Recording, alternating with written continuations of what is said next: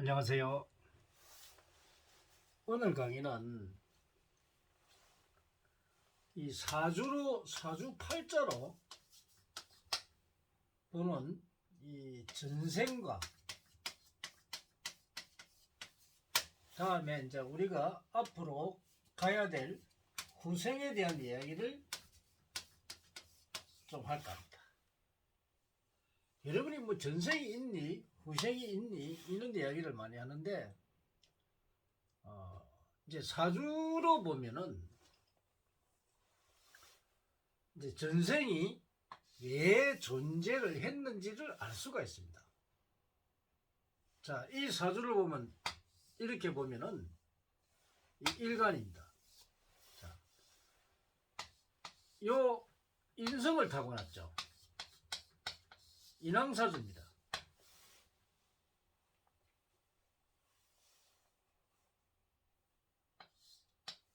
그리고 이제 또 신왕사주입니다. 또 이 사람은 머리가 비상한 사람입니다. 자기 주장이 아주 강합니다. 또 자기가 하고 싶은 대로 하는 성격입니다. 또 자기 기능이 요리나 이런 쪽에 아주 그 개발하는데 아주 뛰어난 능력을 가지고 있습니다. 개발 능력이 아주 탁월합니다. 그러기에 기획이나 이 기능이 아주 발달된 사주입니다. 그러면 이런 능력들이 어디에서 오느냐 이거죠. 그죠? 그럼 여기는 또 태어날 때 화기를 태어났습니다. 이 화기의 뜻, 이 지기를 이 천지에서 받을 때 화기를 태어서 몸이 보면은 이 사람은 되게 뜨겁습니다. 그래서 여기는 태양인의 사주, 태양인으로 태어났습니다.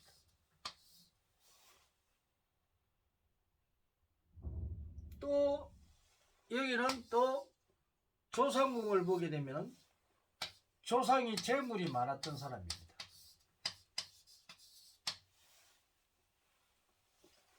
그리고 또 아버지를 보면은 이 아버지가 아주 괜찮죠. 아버지 덕이 있는 사람입니다. 그럼 이런 것들이 어디에서 나올까요?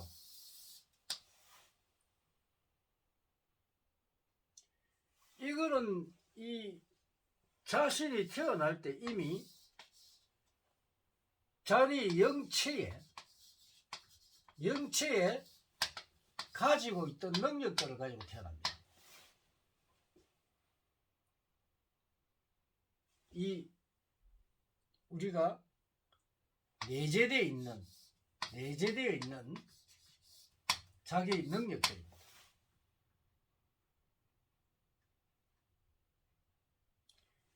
그러면 또 희한하게 자, 이제 성장을 했단 말이에요. 성장을 했는데 자,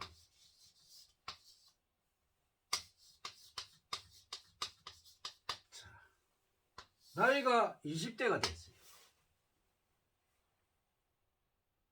그럼 얘가 만약에 3대 운 같으면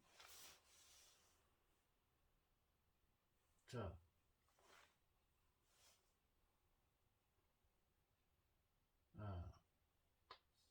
지금 올해가 개묘년이죠. 개묘년 같으면 지금 몇 살이 되겠습니까? 60 너희.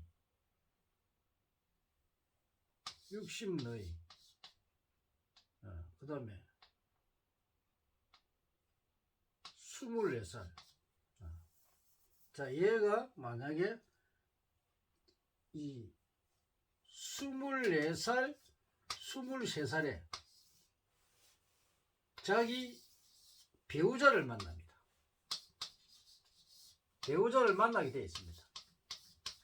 왜 그럴까요? 여자가 들어오는 시기입니다.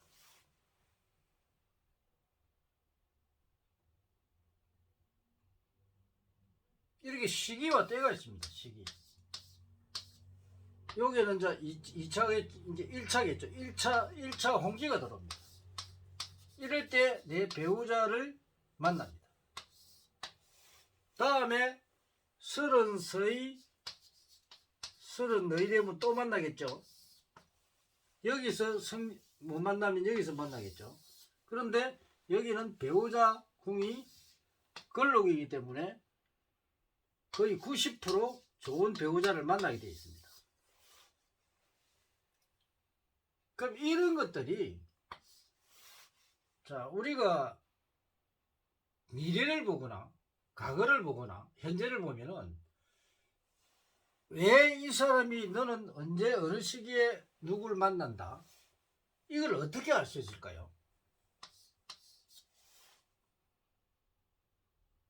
그러면 과거와 그렇게 전생과 내가 어떻게 연결이 되어 있느냐 이거죠. 이렇게 연결이 되어 있기 때문에 앞으로 일어날 일, 또 일어났던 일, 그걸 알 수가 있겠죠. 그렇지 않나요?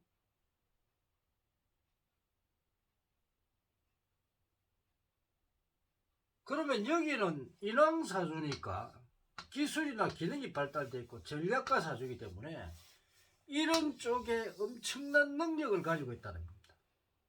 그러면 남을 교육하거나 지도하거나 아니면 기술로서 연구개발을 하거나, 또는 여기 기능이 좋으니까 뭐 가수가 돼도 괜찮고 수많은 능력을 타고났단 말입니다. 또 본인 하고 싶은 대로 하는 사람이니까 이 사람은 뭐 직장 생활을 해도 되고 대표이사가 돼도 되고 이런 능력을 가지고 있단 말이에요. 그런데 명리하고서는 이걸 판별을 못 하겠죠. 명리학은 원래 사주를 풀이할 수가 없으니까. 그럼 이러한 나하고 인연들, 부모, 엄마들, 아버지들, 조상들, 마누라들, 자식들, 여기도 자식들이, 또 형제들, 이렇게 있습니다. 그래서 요 사주에 내하고 연결이 다 되어 있다. 요 또 영가까지 보면 여기도 이 지지에 또 그걸 보면은 영가까지도 연결되어 있겠죠. 이렇게 이 우주에 태어날 때 이미 이 사람은 성격 자체도 보면은 아주 대단합니다. 그래서 어느 누구도 이 사람을 끊기가 힘듭니다. 자기 주장이 아주 강하다. 그 대신에 주장이 워낙 강하다 보니까 인덕이 없습니다. 잘해주고 욕도 먹어요. 또 남하고, 이 사람은 남하고 동업도 못합니다. 동업을 했다면 싸우고 난리칩니다. 이 사람은 성격이죠. 그럼 이걸 어디서 타고나느냐 이죠. 이게 바로 전생의 영이라는 영체에 내재되어 있는 겁니다. 그러면 이 능력을 가지고 이 세상을 만약에 자기 능력대로 못 산다고 생각을 해보세요.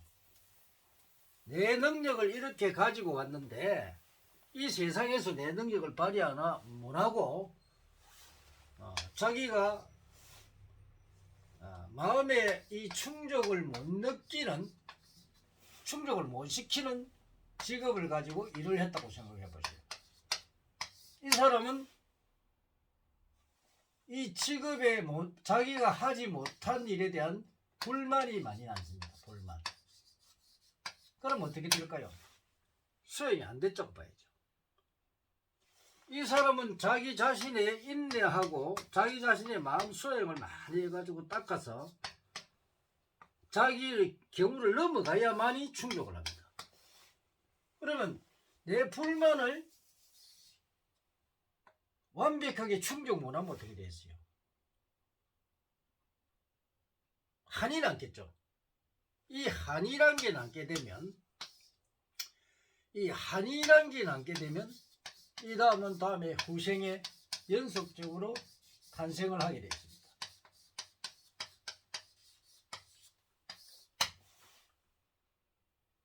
이 사주는 자기의 카르마죠.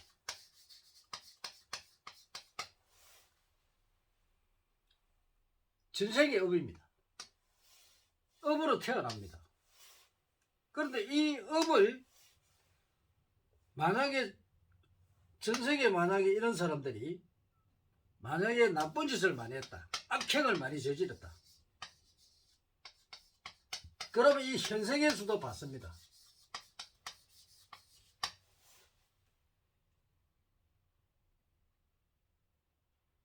그러면 이 현생에서 만약 공부가 안 되고 이거를 자기 업을 소멸시키지 않으면 다음에 후생에 태어나게 되고 후생에 자기의 뜻을 이루기 위해서 다시 태어나서 공부를 하게 됩니다.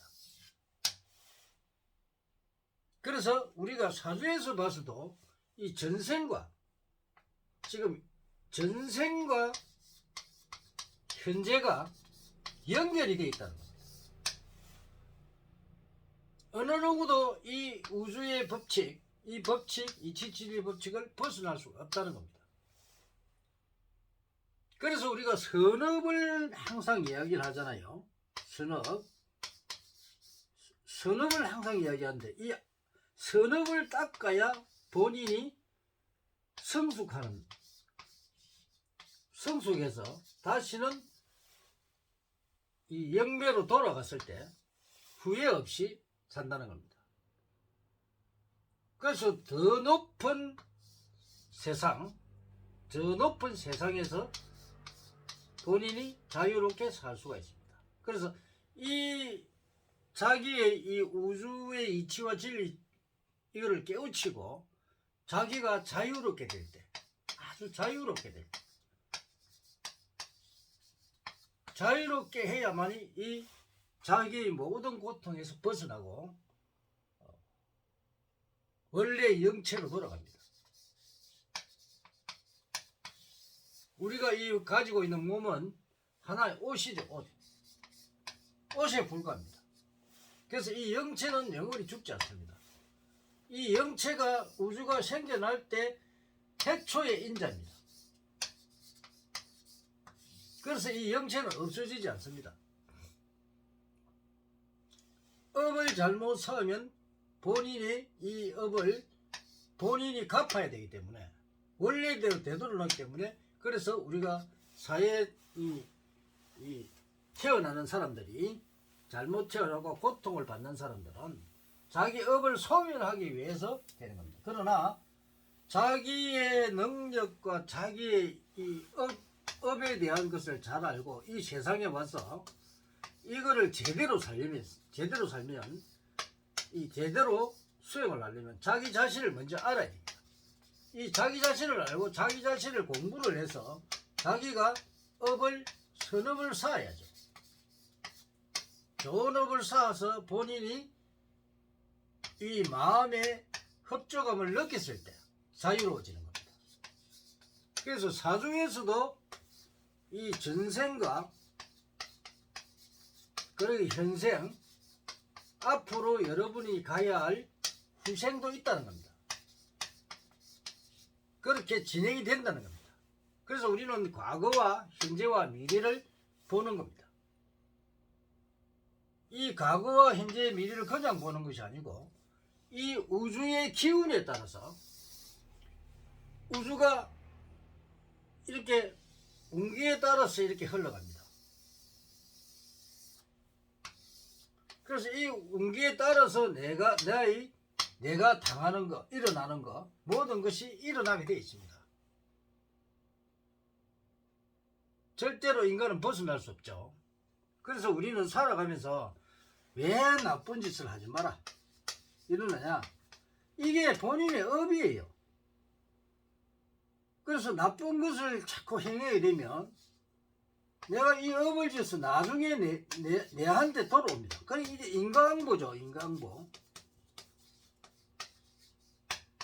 여러분들이 아마 뭐 연구하시는 분들도 많죠.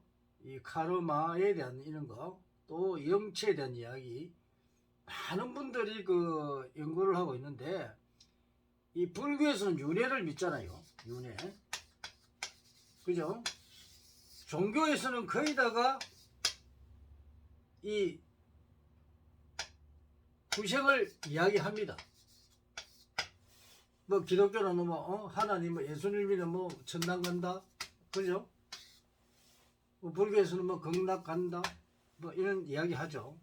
이제 근데 뭐 지옥에 간다, 뭐 영가장이 이런 건 아니고 없고, 자기 스스로 결정해 갑니다. 그래서 내가 좋은 카르마를 가졌을 때 내가 다음 생에 좋은 데 태어나고 좋은 곳으로 가는 것이지, 내가 행위를 잘못하고 내가 악행을 저지르면 다음에 또 그 악행을 그대로 하게 되어 있습니다. 그래서 우리가 인간 세상에 공부하러 나왔을 때 좋은 교육을 받고 내 스스로 내 공부를 하는 겁니다. 우주의 원리입니다. 이것이 지혜입니다. 지혜. 오늘은 사주로 보는 전생과 현생, 그리고 구생에 대한 것을 이야기를 해드렸습니다. 감사합니다.